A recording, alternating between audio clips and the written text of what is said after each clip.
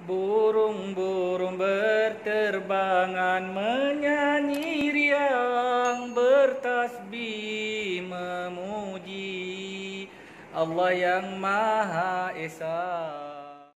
Assalamualaikum warahmatullahi wabarakatuh. Inna hamdalillah wassalatu wassalamu ala Rasulillah. Summa amma ba'. Bersyukur kita kehadrat Allah Subhanahu wa taala dengan limpah dan kurnianya. Kita masih lagi dipertemukan pada hari ini. Insya-Allah kita akan isi hari-hari kita dengan sesuatu yang bermanfaat. Moga-moga hari kalian dipenuhi dengan keindahan, keimanan kepada Allah Subhanahu wa taala, rezeki yang melimpah ruah sehingga mampu memberi manfaat kepada orang persekitaran dan orang lain, insya-Allah. Pendengar yang budiman, insya-Allah hari ini kita nak berkongsi berkaitan dengan 4 golongan yang disebut oleh guru-guru kita. 4 golongan yang mana mendapat balasan syurga seluas langit dan bumi di sisi Allah Subhanahu wa taala. Golongan yang pertama ialah orang yang selalu bersedekah, tidak kira masa senang ataupun masa susah. Orang itu rajin bersedekah, rajin memberi orang. Sama ada uang, tenaga, sedekah ni kan pelbagai cara. Rajin, waktu dia susah ke, dia senang ke, kalau dia ada, insya-Allah dia akan beri. Maka dia akan termasuk dalam golongan yang mendapat rahmat dan juga akan diberikan syurga oleh Allah Subhanahu wa taala. Maknanya pahalanya menyamai pahala orang yang boleh masuk syurga, diberikan syurga oleh Allah Subhanahu wa taala.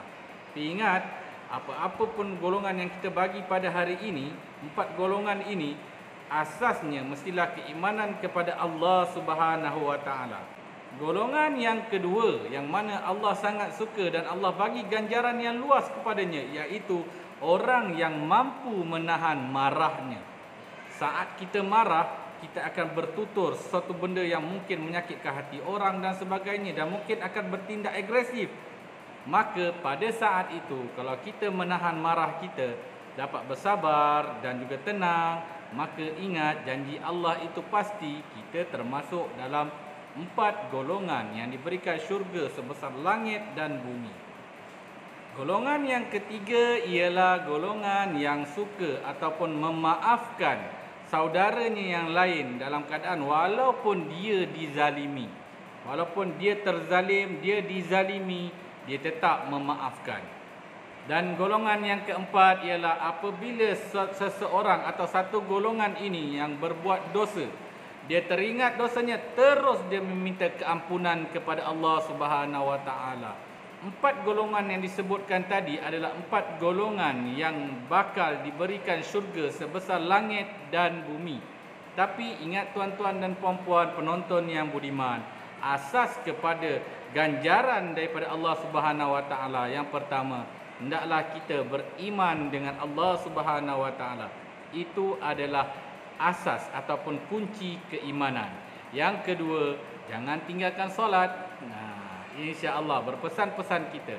Pesan kita pesan berisi. Bual kita bual santai, santai berisi. Satu hari, satu isi. InsyaAllah. Assalamualaikum warahmatullahi wabarakatuh. Burung-burung berterbangan menyanyi riang bertasbih memuji Allah yang Maha Esa. Allah yang menjadikan seisi buana, mentadbir alam dengan adil dan saksama.